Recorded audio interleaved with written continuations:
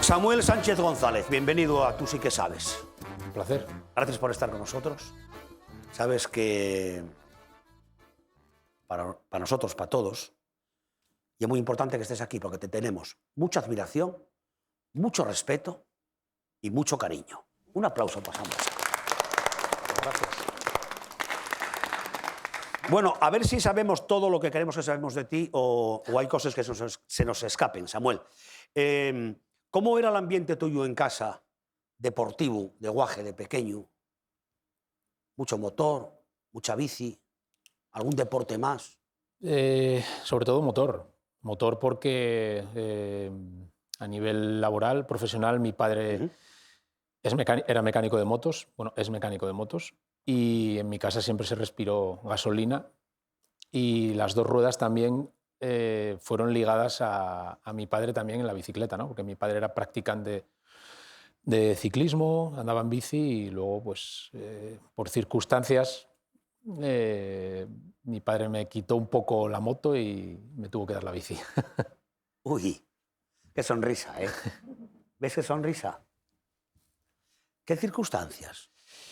Bueno, pues, ¿Qué armaste, Samuel Sánchez? sobre todo cuando mi padre vio que con la moto ya empezaba a ir demasiado rápido y vio que era un deporte caro también. En mi casa pues no había quizá el músculo financiero para poder mandarme a competir en Cataluña o en Madrid, que es en la época de los años 80, 90, donde quizás el motor había pues más medios, pues dijo, mira, te voy a dar una bicicleta y vamos a ver lo que pasa, ¿no? También pues las circunstancias en aquella época en el entorno que había en Asturias con el equipo CLAS Cajas Tour pues ayudaron mucho, ¿no? Enfrente del taller de mi padre estaba la nave del CLAS y yo estaba todo el día allí, todo el día metido. Y yo quería correr en el equipo de mi tierra, en el CLAS Cajas Tour.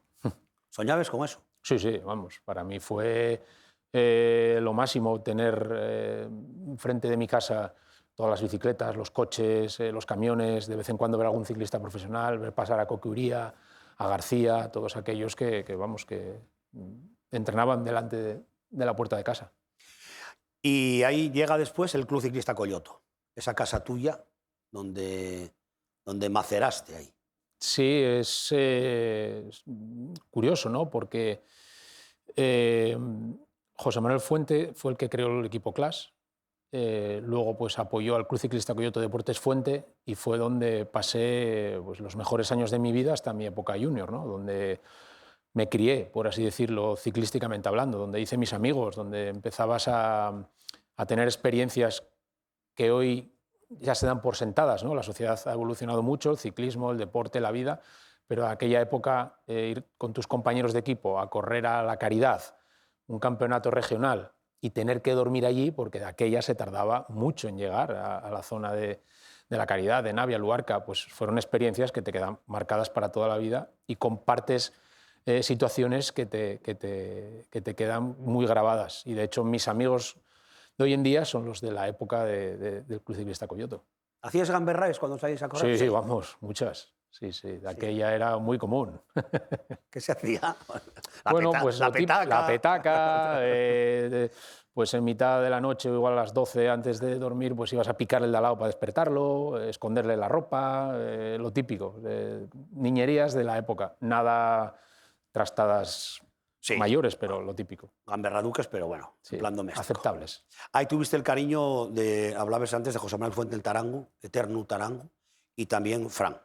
Sí, hombre. Fran el mecánico, Fran el padre, Fran el... Sí, su hijo, Francis, pues somos quintos y corrimos siempre desde niños, ¿no? Y Fran era el mecánico fue mecánico del equipo CLAS, fue mecánico de la tienda que tenía José, que la tienda era Deportes Fuente, luego abrió su propia tienda, Ciclos Fran, y fue el que me inculcó pues, el amor por la bicicleta, ¿no? A la hora de cuidarla, de mimarla, de que era tu herramienta de trabajo, de tenerla siempre a punto. Y luego, bueno, qué decir de las manos que él tenía para afinar una bicicleta de aquella época que no es como ahora, que ahora las Era puro talento aquello también, ¿eh? Yo creo que nació con ello, con esas manos de oro y con ese oído para saber afinar esos cambios campanolo de la época, ¿no? Hoy en día es todo electrónico, pero en aquella época era la mano del artista la que te dejaba la bicicleta en perfectas condiciones. Oye, Samu, y cuando, igual que hablamos de el don de Fran, del cariño o del tarangu o de toda la gente que te arropaba en aquella época, en casa también, por supuesto, tu padre, tu madre, eh, luego esa manera de descubrir, de decir, bueno, yo soy ciclista, soy un todoterreno, pero sobre todo soy bajador.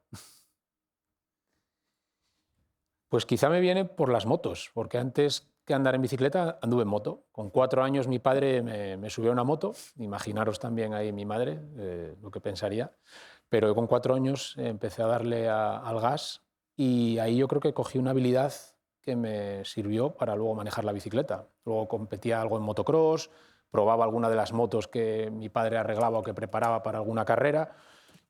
Uy, perdón. Eso y el esquí, yo creo que, porque mi padre era un gran esquiador y me subía mucho con Eugenio Soto, que era también... El Chilín. El Chilín, que era preparador del equipo Clash, me subían a Pajares y, vamos, mis temporadas invernales eran en Pajares esquiando y eso te da, pues, una concepción de la velocidad que luego lo extrapolas a la bici y te sirve, ¿no? A la hora de improvisar una curva, a la hora de tener... El deslizar también, ¿no? Y de tener interiorizado la velocidad, ¿no? Tú igual te ponías a 80 por hora en bicicleta y no le das la importancia que tiene, pero vas a 80 por hora en apenas 4 centímetros, que es lo que tiene un tubular. Y eso me dio una habilidad adquirida que la supe aprovechar en mi carrera profesional. De eso queríamos hablar ahora, del paso a profesionales y de también la figura de Miguel Madariaga, que fue también tu segundo padre ahí. Bueno, fue mi padre deportivo, fue la persona que vio algo en mí que otros no vieron, ¿no? Porque yo ¿Qué estaba... crees que vio, Samu? No lo sé, quizá el carácter, ¿no? Porque mi paso a un equipo, al equipo filial del equipo Euskaltel se gestó siendo un junior, con la selección nacional, corriendo una Vuelta a Vizcaya con la selección española. Él vio algo en esa selección, en la que estaba Iván Gutiérrez, en la que había otros ciclistas que luego fueron también profesionales, pero solo me quiso fichar a mí, de esa selección nacional. ¿Quién era el director de la selección? Estaba Antonio Vaquerizas, que luego era un responsable y luego fue manager de ciclistas también. Y Miguel mandó, bueno, su hijo era el que estaba allí, de masajista con nosotros, y le dijo su hijo a su padre, hay un asturianín aquí que es el que tenemos que fichar. Y una noche vino al hotel y me dijo, oye, ¿tú estarías interesado en venir a correr al País Vasco el año que viene? Y yo no me lo pensé y dije, sí, sí. Y ya mi primer año de ciclista sub-23 ya me dijo, tienes que aguantar 2 años más en la categoría y yo te paso a ciclista profesional, ¿no? Y así fue, porque para estar en el equipo Euskaltel o tenías que ser nacido allí, en el País Vasco, por la política que tienen, o haber estado 3 años en categorías inferiores. Entonces yo estuve 3 años en sub-23 y Miguel recibió todas las críticas del mundo, de prensa, de sponsors y demás, por pasarme a mí a profesionales y le salió bien porque luego resulté ser el mejor ciclista que dio la cantera vasca. Oye, a nivel personal, tan joven, marchar de casa, estar fuera, el día a día, no sé, la melancolía, llamar a casa y no ver a los amigos y estar... ¿Sufriste ahí? Bueno, entre comillas. Yo estaba persiguiendo mi sueño, que era ser ciclista profesional, y sabía que por el camino había que sacrificar muchas cosas. Muchos de mis amigos siguieron corriendo en bicicleta y coincidíamos en las carreras. Y luego, pues, como todavía estudiaba, los fines de semana me venía al País Vasco y luego volvía por semana para estudiar aquí en Oviedo, y luego ya en verano sí que estaba muchas temporadas en el País Vasco viviendo. Y sí que mis amigos, pues bueno, tenía el contacto con ellos, pero bueno, la familia es lo que más te echabas de menos, ¿no? Sobre todo a mi madre, porque yo vivía con mi madre. De aquellos los móviles no era como ahora y no podías tener tanta comunicación, pero bueno, yo siempre fui un alma un poco libre, un poco solitario, siempre fui una persona que buscaba sus sueños y que tiraba para adelante y saltaba cualquier obstáculo, y la familia no fue un obstáculo, me ayudaron, pero bueno, hubo momentos complicados, sí, sobre todo cuando falleció mi madre cuando yo tenía 21 años. Eso fue duro, ¿eh, Samu? Sí, fue algo que marcó mi vida y que no es que gracias a la muerte de mi madre soy quien soy, ¿no? Sino que el fallecimiento de mi madre cuando yo tenía 21 años, cuando yo me crié con mi madre, porque mis padres estaban separados, pues me hizo madurar a pasos agigantados, ¿no? Todo lo que pensabas que era la vida, pues de un día para otro se te cae porque falta tu referente, falta la persona con la que te criaste, con la persona que para mí también era un referente, y eso pues marcó mi vida pues, a corto plazo para mal, porque sufrí muchísimo, pero a largo plazo para bien, ¿no? Porque gracias a la pérdida del ser más querido que tenía, pues tuve que hacerme a mí mismo como persona y de todo el mundo intentaba sacar lo bueno. Esa circunstancia, esa lástima de la pérdida de tu madre, hubo algunos que te conocemos que estaba clarísimo que era el gesto tuyo en el podium en Pekín. Esa lagrimina, esa mirar arriba, ¿no? Sí, porque coincidió que mi madre falleció un 8 de agosto, creo que había sido, y yo gané al día siguiente, el 9 de agosto. O sea, fue circunstancial, ¿no? Las Olimpiadas también se inauguraron el 8 de agosto y yo gané el 9 de agosto. O sea, fue una confluencia, ¿no? El destino a veces juega esas curiosidades y parece que estaba escrito que ese día tenía que ser sagrado para mí. Estaba escrito, ya te lo habían dicho todos, ¿no? Que estaba hecho para ti. La persona que me lo dijo fue Marcelino Torrontegui, el masajista, que somos familia también. Me lo Otro que también. Me lo dijo un año antes. Ah, sí, un año antes. En un mundial. Estábamos en un campeonato del mundo y me lo dijo: Samu, la Olimpiada va a ser tuya, mira el circuito. Y me lo dijo. Y luego también, estando en la camilla de masaje ahí en Pekín, me lo dijo otro masajista, porque yo llevaba el número 8. Y el número 8 es el número de la suerte en China. Y cuando estábamos en la camilla de masaje preguntó: ¿qué secuencia de dorsales tenemos en la selección nacional? Y empezaron a decirlo. ¿Y quién lleva el 8? Samu. Dice: pues Samu va a ganar mañana. Y al día siguiente conseguimos ganar el oro para España. Ahí tuviste un gesto con el Comité Olímpico Español, ganaste la medalla y solicitó que el premio se repartiese entre el equipo. Sí. Eso fue un gesto. ¿Cómo te salió eso, Samu? Bueno, todavía me lo recordó el año pasado en un evento que tuve en el Comité Olímpico Español el presidente Alejandro Blanco, ¿no? Y lo dijo en voz alta, ¿no? Que gracias al gesto que yo tuve hice que cambiaran la normativa. Los estatutos ya decían que los estatutos a la hora de repartir los premios, que el ciclismo se considerase deporte de equipo y no deporte individual. Cuando nosotros fuimos en 2008 estaba considerado deporte individual. Entonces la dotación económica que hay por ganar una presea, oro, plata o bronce, iría entera para mí. Pero en el ciclismo yo creo que es un deporte solidario, un deporte de equipo, en el que yo no hubiera ganado sin la ayuda de mis compañeros, que es curioso, ¿no? Porque vas a una Olimpiada, compartes maillot con ciclistas que durante el resto del año te estás pegando, ¿no? Porque estaba Freire, estaba Contador, estaba Sastre, Valverde. Estaba Alejandro Valverde y estaba yo, ¿no? Que tres semanas antes estábamos pegándonos en el Tour de Francia, ¿no? El gancho ahí con el... Sí, Sastre ganaba el Tour, yo hacía sexto, le quité el puesto a Valverde en la última crono, o sea... Pero gracias a mis compañeros yo gané esa medalla de oro, ¿no? Yo dije que esa medalla era del equipo, entonces yo solicité por carta que la dotación económica se repartiese entre todos los componentes del equipo nacional y a partir de ahí el ciclismo cambió y ya es un deporte de equipo. ¿Cómo aterrizaste aquello? ¿Cómo lo rumiaste? ¿O no te diste cuenta? ¿Cuándo te diste cuenta? No te das cuenta y te das cuenta cuando pasan los años, ¿no? Cuando pasan los años el tiempo siempre te da perspectiva, para lo bueno y para lo malo. Te da perspectiva para afrontar un problema, que siempre que tienes un problema hay un duelo, hay un luto, y lo único que te da perspectiva es el tiempo.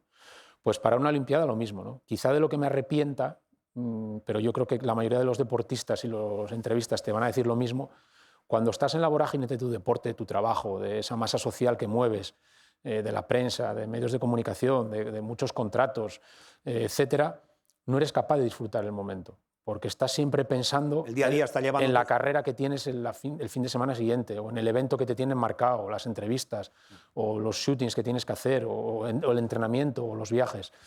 Y cuando gané la Olimpiada fue todo tan sumamente grande que quizás me superó, ¿no? Cuando llegué al aeropuerto de Asturias, la cantidad de gente que había, que me tuvo que escoltar la policía, todas esas cosas no las supe disfrutar en ese momento y echo ahora la vista atrás y veo que fue algo muy grande lo que hice, ¿no? Tengo una calle en mi ciudad, tengo una estatua que apenas nadie lo tiene en el mundo, sino los más grandes deportistas.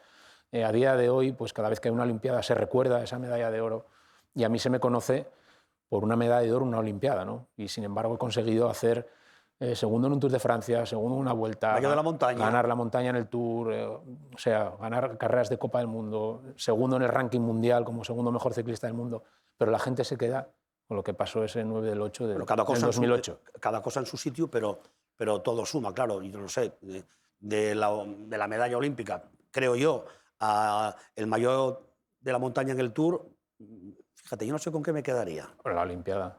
Sí. La Olimpiada tiene algo que supera la barrera de tu propio deporte. Pasas al ámbito social. La Olimpiada es un evento, como yo digo, es sociodeportivo, ¿no? Porque cuando hay una medalla, todo el país se alegra. ¡Ah, ya tenemos un oro! O sea, pero igual nadie sabe de qué, ¿no? Pero todo el mundo se alegra. Aunque no te guste el ciclismo, aunque no te guste el atletismo, aunque no te guste la piragua, aunque no te guste la gimnasia rítmica, el boxeo, etc. Y eso traspasa la barrera de tu propio deporte, ¿no? Entonces, mi medalla de oro fue la primera medalla que se conseguía a España de oro en la primera jornada de los Juegos Olímpicos. Mi mujer, yo allí cuando gané, apenas teníamos repercusión mediática, ¿no? Porque a la Villa Olímpica y ya está. En la Villa Olímpica, cada uno iba a su deporte, cada uno hacía su horario y eso era una ciudad para deportistas. Pero, sin embargo, mi mujer, cuando conseguí hablar con ella al día siguiente, me dijo, hay una liada en España que no te lo puedes ni imaginar. Abriste toda la prensa, todos los telediarios, prensa del corazón, El Mundo, El País, o sea, todos los diarios posibles los abriste tú. Aquí mi teléfono no deja de sonar, eso es mi mujer. Y entonces, se va a la Villa Olímpica, ¿qué tal, Samuel? Bien, oro ayer y tal. Ah, vale, venga, hasta luego. Algo así, porque encima en China está muy restringido el acceso a los periodistas a la Villa Olímpica. Tenían 1 hora al día solo. Y eso pues hacía que tú estuvieses en tu nube y pensando en la contrarreloj que teníamos a los 3 días, Contador y yo. O sea, es lo que digo, ¿no? Gané un oro y no le daba la importancia. Estaba tan tranquilo en la Villa Olímpica pensando en los desarrollos que íbamos a utilizar en la crono para ver si podíamos conseguir otra medalla. Aquella medalla trajo como consecuencia muchas cosas, pero entre otras el compromiso de un tatuaje. Es curioso la historia del tatuaje porque me acuerdo que yo estaba entrenando para el Tour de Francia con Joan Llaneras, que tenía también o tiene 5 o 6 medallas olímpicas, y estábamos en Almería entrenando y nos estábamos cambiando y le vi la espalda y tenía justo un tatuaje de Atenas 2004, ¿no? Y de Sydney, creo que tenía 2. Y yo le miré y le dije, jolín, vaya pasada, ¿no? Poder tatuarte la fecha en la que ganaste un oro olímpico, eso es para la historia. Y me hizo una apuesta. Me dijo, venga, pues te voy a apostar. Si ganas el oro, te tienes que tatuar los aros, la fecha y Pekín 2008. Y si yo lo gano, también. Y yo le choqué la mano, eso está hecho. Voy a ganar yo una Olimpiada, vamos, es imposible, o sea, es muy difícil. Gané la Olimpiada, él se tuvo que tatuar y yo me tuve que tatuar y lo tengo en la espalda, los aros, la fecha y Pekín 2008. Sí, sí. Muy bien, eso también te dio opción a estar en medios de comunicación, bueno, también antes, no solo a ser comentarista, a descubrir el deporte desde la otra cara, que a veces tanto pánico os da o que tanto os obliga. Bueno, yo nunca tuve miedo a la prensa ni a contestar a un periodista. Yo creo que, como yo digo, yo he sembrado bien con la prensa. He sido siempre correcto, cordial. Generoso, muy generoso. Yo digo que estamos en el mismo barco y para tirar para adelante el ciclista necesita la prensa y la prensa necesita al ciclista. Hoy en día el doble o el triple, porque los canales de comunicación y las vías de comunicar han cambiado de mi época a ahora. Cuando yo gané, Instagram no existía, Facebook creo que tampoco, solo el Twitter de manera, o sea, era prensa, radio, televisión y prensa escrita. Hoy en día pues tienes televisión, canales de redes sociales, muchos canales de comunicación y es fundamental llevarse bien o todos intentar ir en la misma dirección. ¿Y qué prefieres comentar? ¿Tienes el gusano y el veneno de la radio o más que la tele o la radio? La radio me gusta mucho, ¿no? Porque depende quién sea el que lleve el programa, le imprime esa pasión, ¿no? Televisión también me gusta, quizás sea un poquito más esclavo la televisión, porque tienes que, si haces un Tour de Francia o una Vuelta a España, tienes que estar siempre o viajando, en el caso de la Vuelta a España, y el Tour de Francia ir siempre al estudio. Es un poco más esclavo, pero también me gusta. He hecho mucha televisión, en la televisión del Principado de Asturias, muchas vueltas a Asturias en directo, lo hemos hecho y nos hemos pasado fenomenal, que fue también una una apuesta muy grande y una apuesta de largo de lo que fuimos capaces de hacer, que hacíamos un riguroso directo durante 2 horas. Y me gustaba también.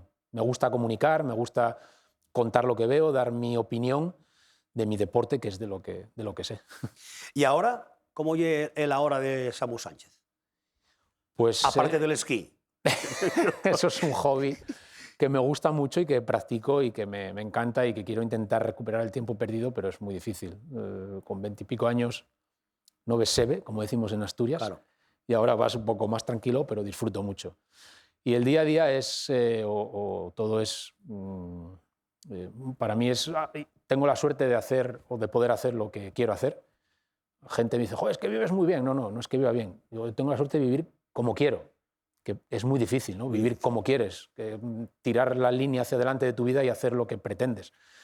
Y prácticamente muy enrolado en el ciclismo, tanto profesional como a nivel de marca, como a nivel de base, tanto con MMR, las bicicletas que tenemos aquí en Asturias, que estoy embajador y estoy involucrado en el desarrollo de la marca, que tenemos que crecer, tanto a nivel profesional, siendo comentarista de Radio Nacional y a veces haciendo algo de televisión, tanto en televisión nacional como Eurosport, y luego a nivel de ciclismo base con la MMR Academy, ¿no? Que estamos pues eso, intentando desarrollar talento, que tanto está de moda ahora, con un proyecto a nivel nacional muy grande. Intentamos hacerlo lo mejor posible, crecer, tenemos muchos apoyos y luego, pues bueno, el día a día un poco, pues mi familia también, mis hijos que están muy mayores. Creciendo. Demasiado rápido, da vértigo. Sí. El mayor ya va a cumplir 22 en agosto y ya da vértigo porque empieza a trabajar, el pequeño 15. Enseguida vendrán ya a pedir una moto. Bueno, no, son tranquilos, la verdad que son tranquilos, sí. Pero da un poco de vértigo ver cómo... Ellos son los que te dicen lo rápido que pasa el tiempo, ¿no? Porque yo me levanto por la mañana y sigo pensando que tengo 30 años y voy a cumplir 45. ¿Quién los pillará? ¿Quién los pillará? Pero el tiempo ves que pasa cuando tus hijos crecen. Sí. Y además, futbolero y oviedista también. Sí, bueno, no es que sea muy futbolero, ¿no? Sigues el equipo de tu ciudad, el Oviedo, tengo muchos amigos. Soy del Oviedo porque nací en Oviedo y desde pequeño pues mi abuelo me llevaba al fútbol.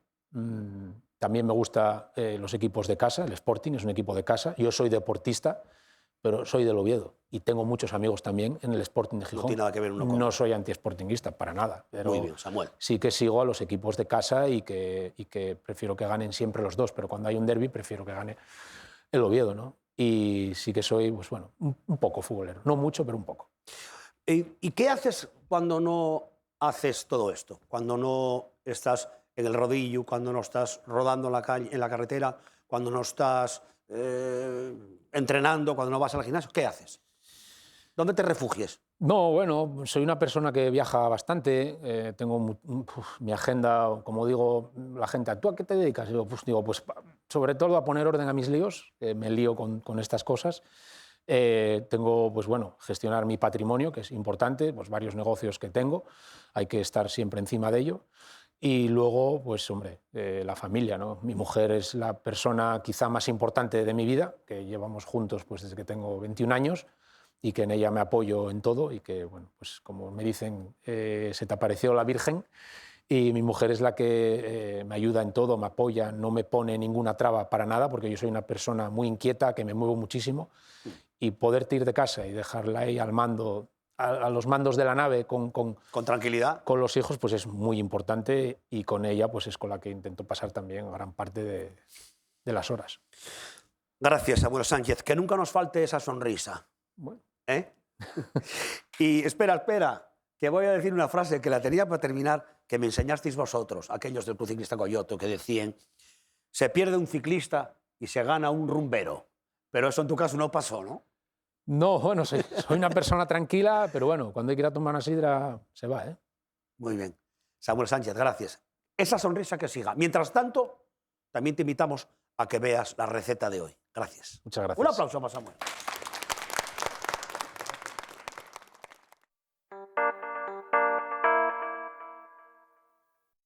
Vamos a hacer la pasta Madagascar, pasta ganadora del concurso Mejor Pasta de Té de España 2022. Empezamos primero por la base, que es una pasta sable de cacao, cuyos ingredientes son mantequilla, azúcar lustre o en polvo, almendra en polvo, y luego lleva harina, cacao, jengibre, canela y un poquitito de sal. Por último, le echamos un huevo. Luego haremos una pasta originaria de la Bretaña francesa, que se llama sablé breton, con trigo sarraceno. Lleva azúcar, yemas, mantequilla y harina de trigo sarraceno. Luego esta pasta va rellena de una trufa de un chocolate originario de Madagascar, por eso se llama pasta Madagascar, que es una trufa de nata, es nata con chocolate y azúcar invertido, o miel, también valdría, y un caramelo de vainilla al ron, que flameamos el ron, hacemos el caramelo con el azúcar y lo infusionamos una nata con vainilla y se lo introducimos al caramelo, al azúcar y al ron. Luego por encima llevará una plaquita de chocolate y con eso tendremos al final la pasta que queremos hacer. Empezamos por la pasta sablé de cacao, jengibre y canela. Primer paso, introducimos en la batidora la mantequilla un poco a temperatura ambiente. Segundo paso, le metemos el azúcar lustre y la harina de almendra y lo ponemos en la batidora.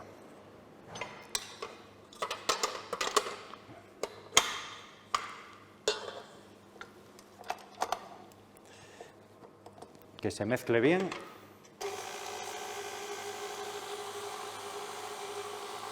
Y una vez que esté mezclado, le introducimos el resto de los polvos, es decir, la harina con el cacao, con el jengibre y la canela y la sal.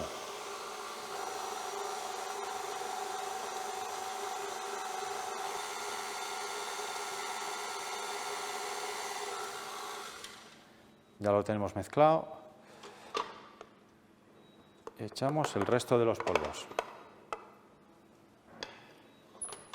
Lo mezclamos un poquitín y por último cascamos el huevo.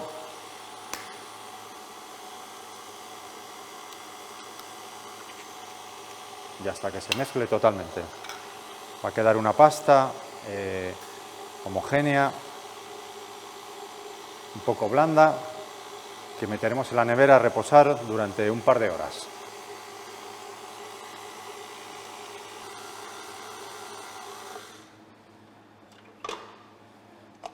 Ya la tenemos, la sacamos de la bandeja.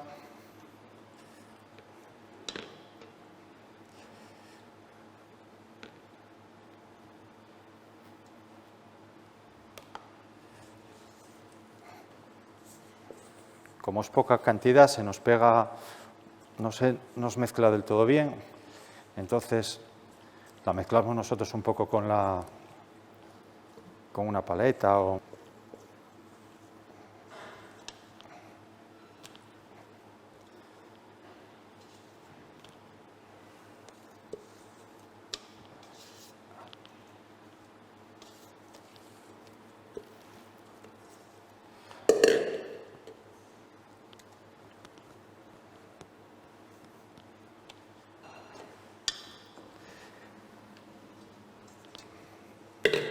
Esto la metemos en la nevera y que repose unas horas. O incluso una noche entera puede reposar para hacerla mejor el día siguiente y no se nos mengue ni nada. Vamos con la segunda receta, el sablé breton. Como bien dije, es una de las pastas más aireadas. Es de origen francés, de la Bretaña, y empezamos primero montando el azúcar y las yemas durante unos minutos para luego introducirle las harinas, tanto de trigo sarraceno como la de trigo normal, y la mantequilla.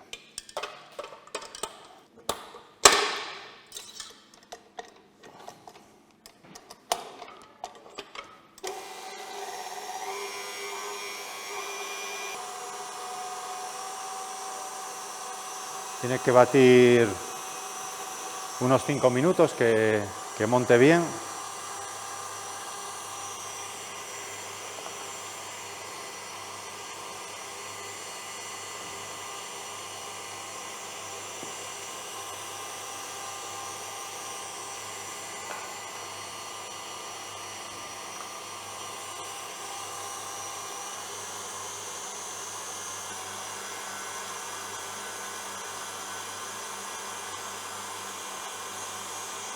Bueno, ya le vamos a meter la mantequilla.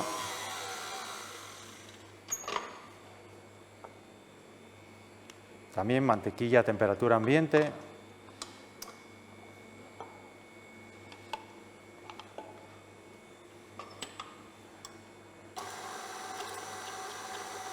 La montamos un poco,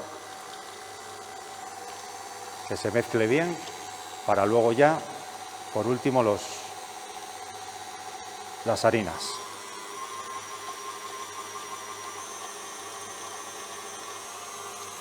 Ya lo tenemos mezclado. Y ahora harina.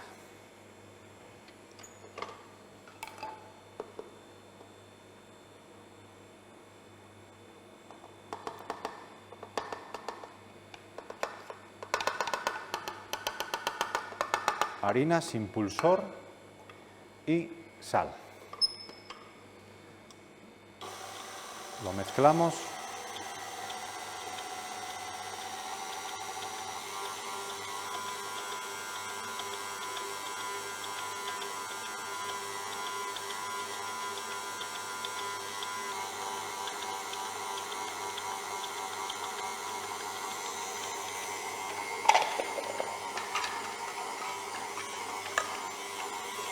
Ya lo tenemos.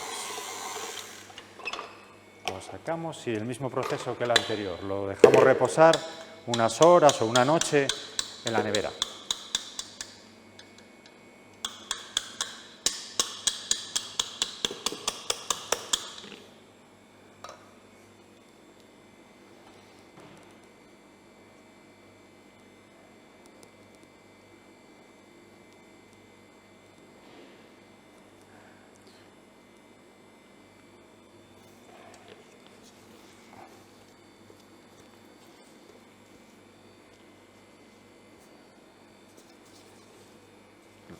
Al ser cantidad pequeña, también le cuesta un poco mezclarlo, pero bueno, lo mezclamos un poco nosotros.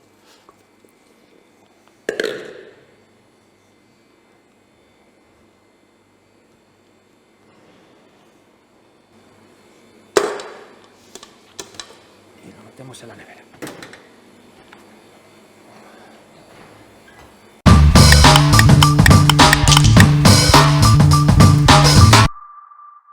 Vamos ahora a estirar las pastas. Primero empezamos por la pasta sable de cacao. Tiene una textura arenosa y no tiene mucha dificultad a la hora de estirar. La estiramos a un grosor pues, de unos 3 milímetros más o menos, entre 2 hojas de papel de horno o en este caso 2 hojas de plástico, y luego procederemos al corte.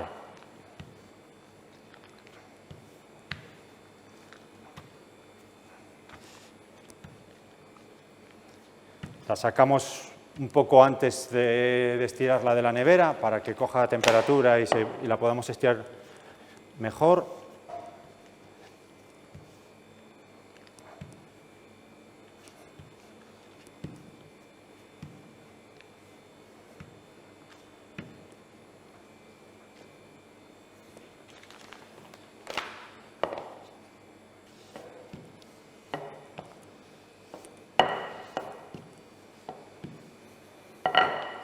Bueno, más o menos la tenemos como la queremos.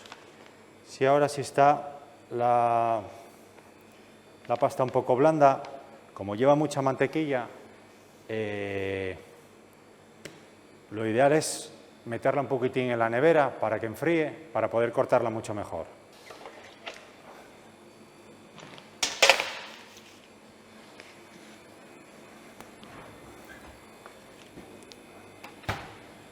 Y vamos estirando la otra pasta. Mientras nos enfría,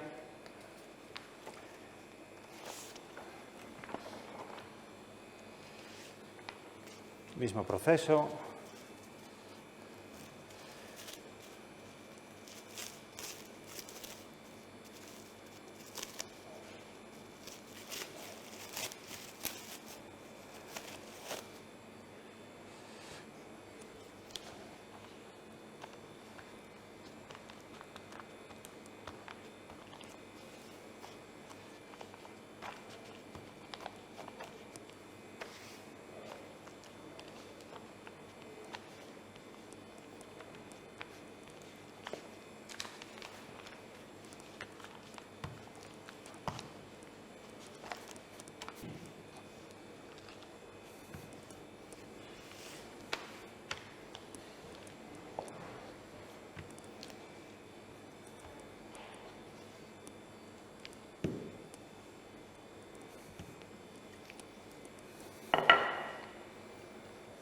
Creo que así está bien. También la meteremos en la nevera.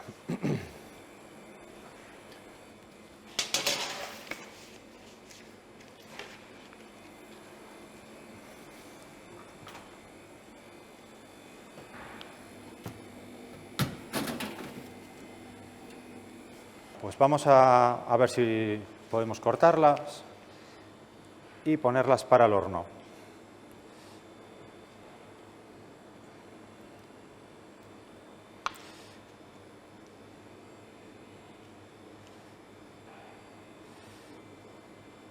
Vamos a poner unas 20, que acompañaremos con otras 20 de la otra pasta.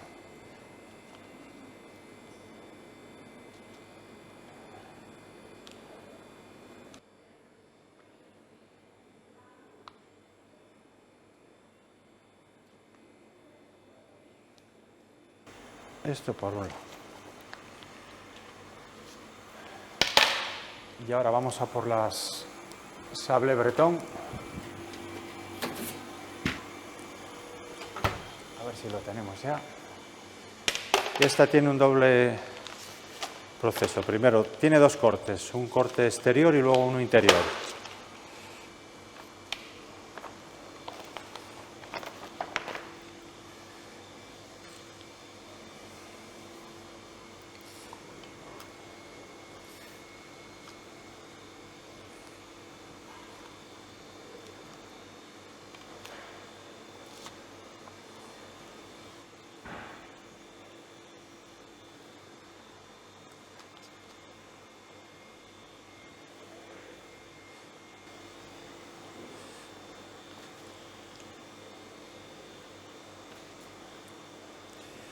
Ya tenemos el exterior y ahora le haremos un agujero interior en el medio de la pasta.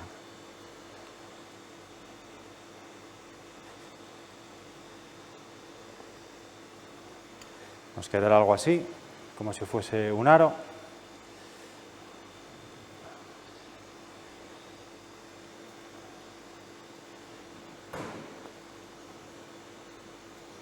Y las hornearemos.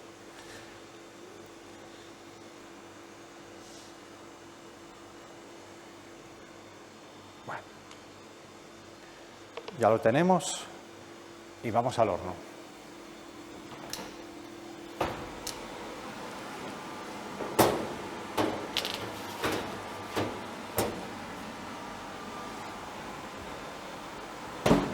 Mientras tenemos las pastas horneándose, vamos a preparar el relleno de la trufa de chocolate.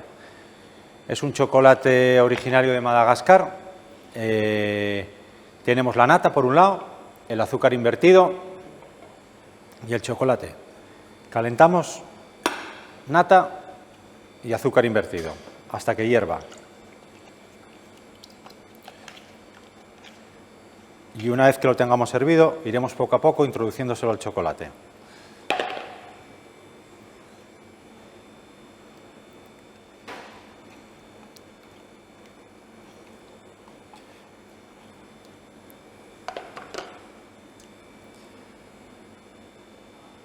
Las pastas estarán a punto de salir Las dejaremos que enfríen en unos 5 minutos, mientras que esto también estará en la nevera unos 5 minutos para poder escudillarlo en la pasta de cacao. Luego, por último, ya irá el caramelo y la placa de chocolate. Sí se lo echaremos al chocolate poco a poco, para que el chocolate se vaya derritiendo y nos quede una trufa lisa, brillante. Le meteremos turmis también.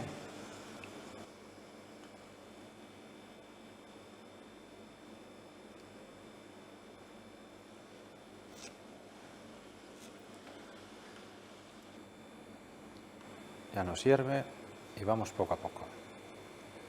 Lo echamos en 3 o 4 veces.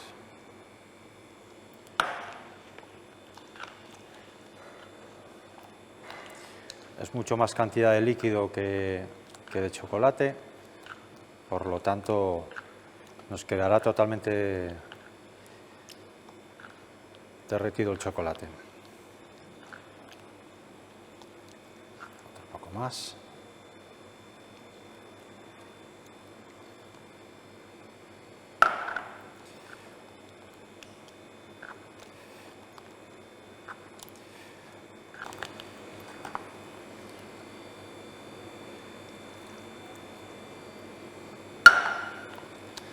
Como vemos aquí, al friccionar queda brillante como una mayonesa. Al final es más o menos como cuando hacemos una mayonesa en casa.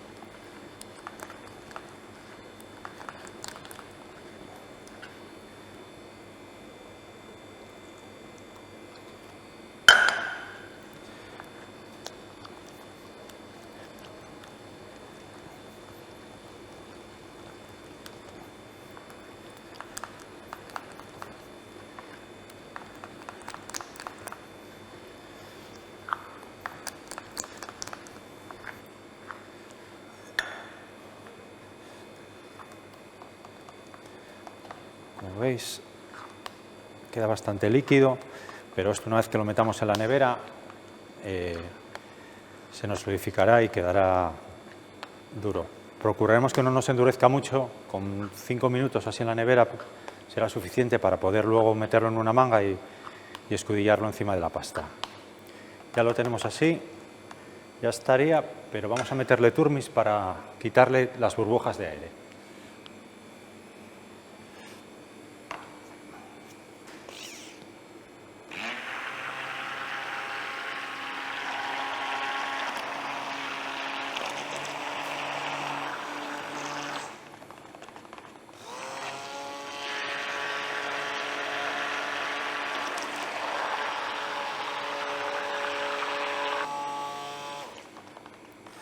Ya está.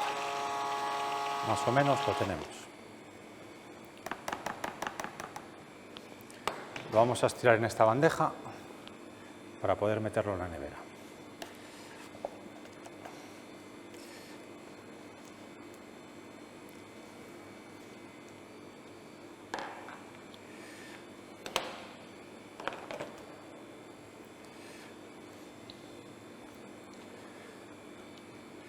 Hemos puesto un plástico en la bandeja, pero bueno, también se podía echar en la misma bandeja, ¿eh? Así, para la nevera. Ahora ya vamos con el montaje de la pasta.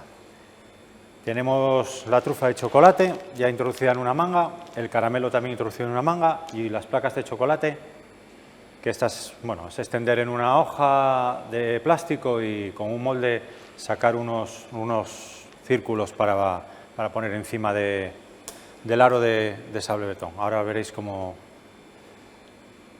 queda.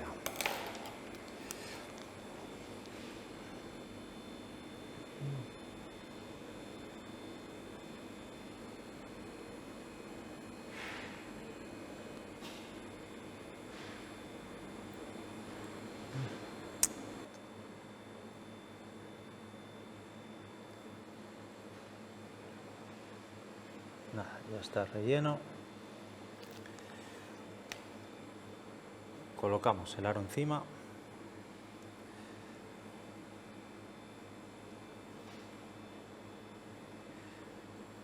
Está todavía la trufa de chocolate un poco líquida, pero bueno, con el frío que puede haber por estos en el invierno, rápidamente endurece.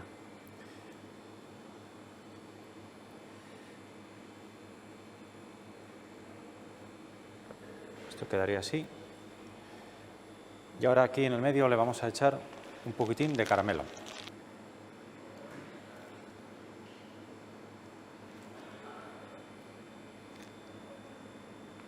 Se nos irá.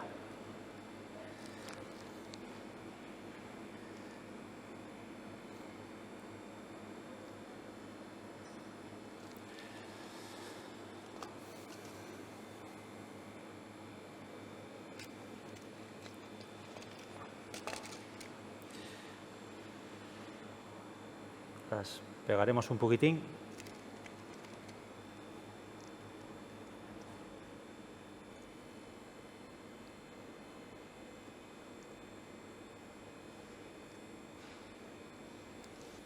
Y ya tenemos listas las pastas. Como veis, queda un formato muy guapo y con la tapa de chocolate no se nos irá nada de los rellenos.